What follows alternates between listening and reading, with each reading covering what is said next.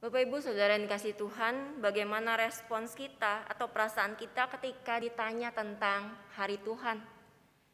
Hari Tuhan sering dikaitkan dengan kiamat, akhir zaman, kedatangan Tuhan kembali ke dunia.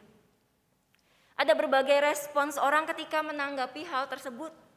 Ada yang merasa penasaran dan berusaha mencari tahu kapan waktu itu akan tiba. Ada juga yang merasa takut, khawatir karena menganggap berarti dunia akan segera berakhir, waktu hidupnya juga akan segera berakhir. Sekitar 10 tahun lalu, memasuki awal tahun 2012, Ibu Bapak Saudara, dunia dihebohkan dengan isu kiamat akhir tahun. Isu itu berasal dari ramalan suku Maya yang mengungkapkan bahwa akan terjadi kiamat pada tanggal 21 Desember 2012. Ramalan tersebut dibahas di berbagai media, bahkan juga dibuat dalam bentuk film dan juga ditulis di dalam beberapa buku. Berbagai rumor yang beredar diantaranya adalah, wah akan terjadi berbagai bencana ketika hari itu tiba. Tsunami, gempa bumi, hujan meteor, dan lain sebagainya.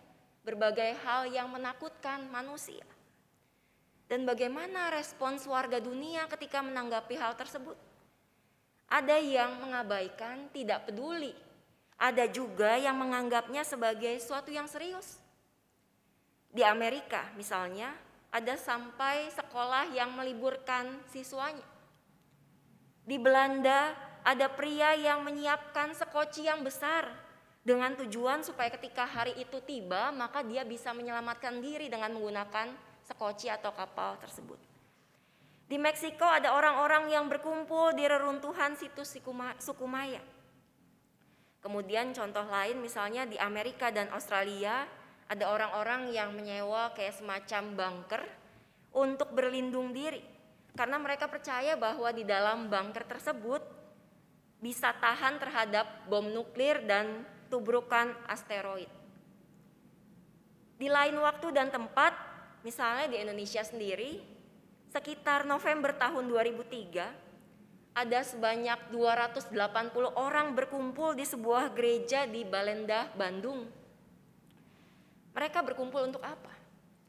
Mereka berharap ketika Tuhan Yesus datang pada hari yang sudah ditentukan pada saat itu, mereka akan ikut terangkat ke surga. Dan kumpulan orang-orang tersebut bukan hanya yang berasal dari Bandung saja, tapi berasal dari berbagai daerah di Indonesia. Mereka sampai menjual rumah, menjual berbagai harta bendanya. Mereka meninggalkan tokonya, pekerjaannya, studinya, demi mempersiapkan diri untuk menantikan hari tersebut. Hari di mana Tuhan Yesus datang dan mereka percaya mereka akan terangkat ke surga. Ketika menanggapi hal terkait dengan kedatangan Tuhan tersebut, maka orang bisa menanggapi dengan berbagai respons. Bahkan tidak sedikit juga yang bisa disesatkan. Dalam surat 2 Tesalonika yang tadi kita baca, Ibu Bapak Saudara yang kasih Tuhan, ada sebagian jemaat Tesalonika yang disesatkan dengan ajaran yang berkaitan tentang kedatangan Tuhan Yesus kembali ke dunia. Dampaknya adalah sebagian dari mereka tidak mau bekerja lagi. Mereka bermalas-malasan, mereka menganggap kan Tuhan Yesus udah mau datang, jadi untuk apa saya capek-capek lagi bekerja? Toh segala sesuatu akan disediakan. Jadi enggak usahlah bekerja lagi. Untuk apa lagi bekerja? Dan di dalam suratnya Paulus mengingatkan, jika seorang tidak bekerja maka janganlah dia makan. Paulus mengungkapkan di ayat 8 bahwa dirinya bersama dengan rekan-rekan sepelayanan lainnya berjerih payah siang malam supaya tidak menjadi beban bagi siapapun. Paulus ingin agar kerja keras yang dia lakukan bersama dengan teman-temannya bisa dicontoh, diteladani oleh jemaat Tesalonika pada saat itu. Di ayat 7 dan 8 Paulus mengungkapkan, sebab kamu sendiri tahu bagaimana kamu harus mengikuti teladan kami, karena kami tidak lalai bekerja di antara kamu, tidak makan roti orang dengan percuma, tetapi kami berusaha dan berjerih payah siang malam supaya jangan menjadi beban bagi siapapun di antara kamu. Itu dalam surat 2 Tesalonika. bagaimana orang juga bisa disesatkan Ibu Bapak dengan ajaran terkait kedatangan Tuhan Yesus.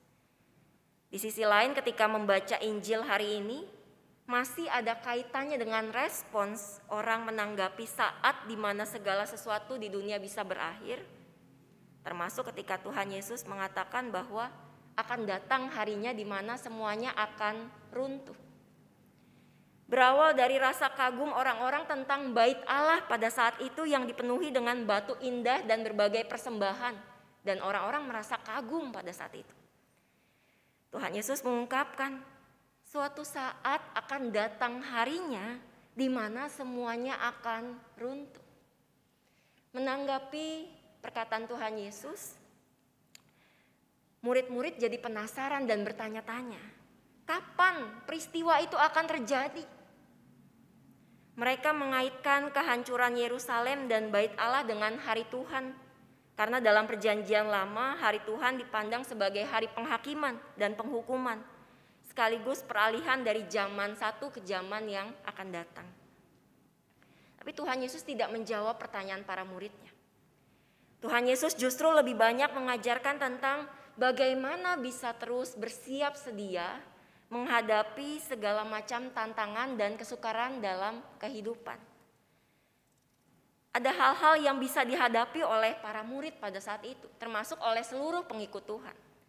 Ada beberapa poin yang diungkapkan oleh Tuhan Yesus, misalnya bisa terjadi penyesatan-penyesatan yang akan dialami oleh para pengikut Tuhan dengan membawa nama Tuhan. Terus kemudian akan terjadi peperangan dan perselisihan antar bangsa dan kerajaan. Terus juga Tuhan Yesus mengungkapkan ada kelaparan, ada gempa bumi.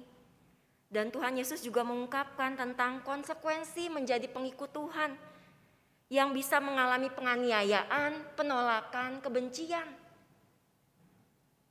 Dalam hal ini apa yang Tuhan Yesus ungkapkan sebenarnya sejalan dengan apa yang menjadi ajaran Paulus kepada jemaat di Tesalonika. Yaitu tantangan sebagai pengikut Tuhan adalah bisa menghadapi berbagai hal termasuk kesesatan dan hal-hal lain yang tadi Tuhan Yesus ungkapkan. Sekali lagi Tuhan Yesus tidak menanggapi ketika ditanya kapan itu terjadinya, ketika dunia akan berakhir, ketika segala sesuatu akan runtuh. Karena bukan soal itu yang terpenting, bukan soal kapan waktunya, melainkan yang lebih penting adalah tentang kewaspadaan dan kesiapsediaan kita sebagai para pengikut Kristus ketika menghadapi berbagai tantangan dan kesulitan hidup. Kalau soal waktu nggak ada satupun orang yang tahu, hanya Bapa sendiri yang tahu. Dan di sini ketika Tuhan Yesus mengungkapkan bahwa bisa terjadi berbagai hal dalam kehidupan manusia, entah itu bencana alam, gempa bumi, kelaparan, peperangan, konflik antar bangsa, penyesatan-penyesatan. Dengan kata lain Tuhan Yesus ingin mengungkapkan apa Ibu Bapak Saudara yang kasih Tuhan? Kalau manusia termasuk pengikut Kristus ketika hidup tidak terlepas dari yang namanya tantangan atau kesulitan, masalah, ketidakpastian dalam hidup. Sebagai pengikut Tuhan bukan berarti hidup kita nggak ada masalah, nggak ada pergumulan sama sekali. Jalan selalu mulus. Justru Tuhan Yesus mengungkapkan ada tantangan, ada konsekuensi, penolakan, kebencian, penganiayaan yang bisa dialami oleh pengikut Kristus. Siap gak sebagai pengikut Tuhan? Dibandingkan dengan penasaran cari tahu kapan hari Tuhan tiba, kapan dunia akan berakhir, kapan Tuhan Yesus datang kembali dan seterusnya. Bagaimana sikap kita terkait dengan waspada dan siap sedia itu Ibu Bapak? Bukan pasif seperti sebagian jemaat Tesalonika yang ya udahlah kalau misalnya Tuhan Yesus datang kembali saya nggak usah ngapa-ngapain gitu. Saya nggak usah bekerja dan seterusnya. Bukan juga jadi orang yang gampang disesatkan dengan ajaran-ajaran palsu yang percaya dengan ramalan-ramalan. Yang Tuhan inginkan adalah sekali lagi waspada, berjaga-jaga, siap sedia. Ilustrasi sederhananya ketika kita ada di jalan raya misalnya, ada razia pemeriksaan kelengkapan surat kendaraan, kita nggak pernah tahu razia itu datang kapan. Tapi kalau si pengendara waspada dan siap, surat-surat lengkap, maka dia tidak perlu takut kapan ada razia. Demikian pula ketika menghadapi berbagai hal yang terjadi dalam kehidupan kita, ketidakpastian, hal-hal yang bisa sesuai dengan harapan kita maupun yang tidak sesuai dengan harapan kita. Yang Tuhan tekankan sekali lagi adalah kita waspada enggak? Siap sedia enggak? Dan apa sih artinya waspada, Ibu Bapak? Orang yang waspada adalah orang yang terus berusaha melihat dengan jeli, memperhatikan segala sesuatu. Memperhatikan apa? Memperhatikan diri sendiri, memperhatikan sekitar kita. Memperhatikan diri sendiri, mengevaluasi diri, apakah yang saya lakukan selama ini, aktivitas saya ketika saya bekerja, saya melayani, saya berelasi dengan orang-orang sekitar kita, apakah saya melakukan yang terbaik untuk Tuhan? Atau selama ini yang kita lakukan hanya untuk memuaskan kepentingan diri kita sendiri saja. Kita belajar melihat diri, mengevaluasi apa yang selama ini kita lakukan berkenan di hadapan Tuhan atau tidak. Juga memperhatikan sekeliling kita. Waspada dengan melihat segala ajaran informasi yang kita terima, apakah menjadikan saya bertumbuh, menjadikan saya terus aktif berjuang dan berusaha, atau malah sebaliknya. Menganggap bahwa sebagai pengikut Tuhan artinya hidup gak ada masalah, hidup gak ada kesulitan, semua doa akan dijawab oleh Tuhan. Tuhan akan terus memberikan berkat-berkat yang sesuai dengan kehendak saya, tidak ada pergumulan sama sekali. Hidup akan diwarnai dengan kesuksesan, akan terus menghadapi kemudahan, gak ada kesulitan.